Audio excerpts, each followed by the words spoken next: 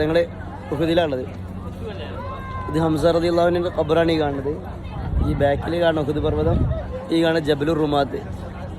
ഈ ഹംസ റളിയല്ലാഹുവിന്റെ ഖബർ കഴിഞ്ഞാൽ കുറച്ച് ഇങ്ങനെ വന്ന് ഈ വലതു ഭാഗത്തായിട്ട് എന്ത് കാണാം, ഒരു ഖൈറുൽ മദീന അല്ലേ എന്നുള്ളൊരു ബോർഡ് കാണാം, മർക്കസുൽ ലിയാഫ.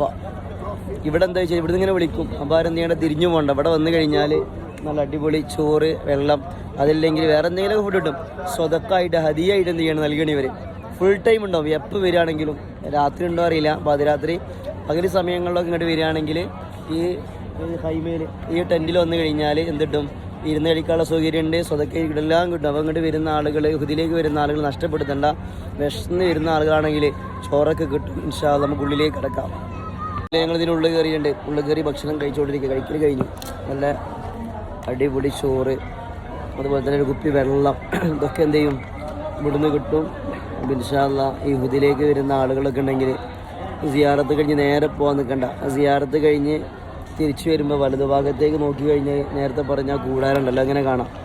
ഫുൾ ടൈം അവിടെ ഹദിയ ഉണ്ടാവും. ഇന്ന് ചോറായിരുന്നു, കഴിഞ്ഞ പ്രാവശ്യം കേക്കായിരുന്നു. അപ്പോൾ എന്ത് ചെയ്യേണ്ട, ആരും നഷ്ടപ്പെടുത്തേണ്ട. ഇവിടെ കഴിക്കാനുള്ള എല്ലാ സൗകര്യവും ഉണ്ടാവും. നമ്മുടെ നാട്ടിലത്തെ പോലെ ടേബിളുണ്ട്, കസേരയുണ്ട്, എല്ലാ സംവിധാനവും ഇവിടെ ഉണ്ട്. ആൾക്കാർ ക്യൂ നിൽക്കണം അവിടെ. ടൈം ചോദിച്ചാൽ മതി. സ്ത്രീകൾക്ക് വെറുതുണ്ട് ഇൻഷാ അല്ലാഹ്. അപ്പോൾ ഇതാരും നഷ്ടപ്പെടുത്തണ്ട. വരുന്ന ആളുകളൊക്കെ ഉണ്ടെങ്കിൽ ഇങ്ങോട്ട് കയറി വരിക. ഓക്കെ, അസ്സലാമു അലൈക്കും. ഞങ്ങൾ ഉഹദിലാണുള്ളത്. ഇത് ഹംസ റളിയല്ലാഹുവിന്റെ ഖബറാണ് ഈ കാണുന്നത്. ഈ ബാക്കിൽ കാണുന്ന ഉഹദ് പർവ്വതം, ഈ കാണുന്ന ജബലുർ റുമാത്ത്. ഈ ഹംസ റളിയല്ലാഹുവിന്റെ ഖബർ കഴിഞ്ഞാൽ കുറച്ച് ഇങ്ങനെ വന്ന് ഈ വലതു ഭാഗത്തായിട്ട് എന്ത് കാണാം, ഒരു ഖൈറുൽ മദീന അല്ലേ എന്നുള്ളൊരു ബോർഡ് കാണാം, മർക്കസുൽ ലിയാഫ. ഇവിടെ എന്താ വെച്ചാൽ ഇവിടുന്ന് ഇങ്ങനെ വിളിക്കും. അപ്പോൾ ആരെന്ത് ചെയ്യേണ്ട, തിരിഞ്ഞു പോകണ്ട. ഇവിടെ വന്നു കഴിഞ്ഞാൽ നല്ല അടിപൊളി ചോറ്, വെള്ളം, അതല്ലെങ്കിൽ വേറെ എന്തെങ്കിലും ഫുഡ് കിട്ടും.